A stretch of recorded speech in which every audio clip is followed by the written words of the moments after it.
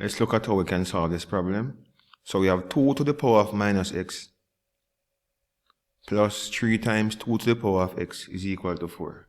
Now when we're solving any equation, we want to get rid of negative powers or fractions. Now what I want you to observe and realize is that 2 to the minus x from indices is the same as 1 over 2 to the power of x.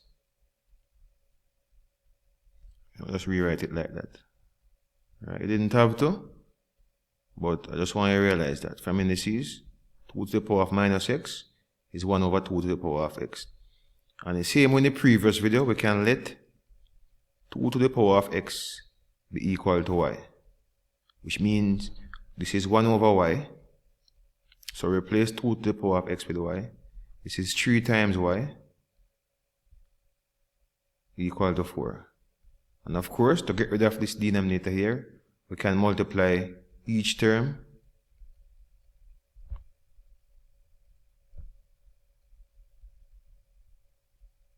by y. Alright, so we have y times this term, y times this term, and y times this term. So we end up with y times 1 over y, that's 1, plus 3y squared is equal to 4 times y is 4y. Separate that. So we end up with a quadratic. And when we're solving a quadratic, we want everything on one side. So let me just group everything over here. So we have 3y squared. Group the 4y over here, it's minus 4y. Positive 1 equal to 0. And we can solve this using factorization.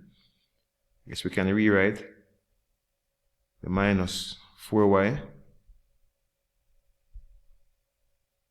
as, since the value of AC is 3, 3 times 1 is what? 3, so we can rewrite minus 4y as minus 3y minus 1y, and therefore plus 1 equal to 0. Factorize by group, so the first group, the common factor there is 3y, and then we'll have y minus 1. The second group here, factor out minus 1, we have the same bracket y minus 1. Good, so we end up with common factor here is y minus 1, and then we have 3y minus 1 outside. So we're solving, we equate both brackets to 0. So we equate y minus 1 to 0. We equate 3y minus 1 also to 0. So here y is equal to 1. And here, solving this, y is equal to a third. Now recall that 2 to the x is equal to y. So here, 2 to the x is equal to y, which is 1. And here, 2 to the x is equal to y, which is 1/3. So we can log both sides.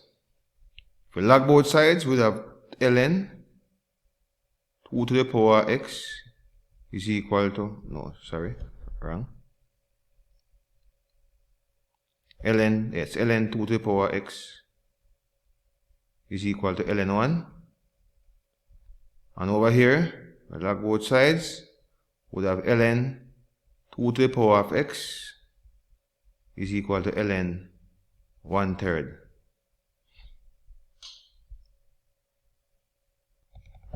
So let me just continue up here.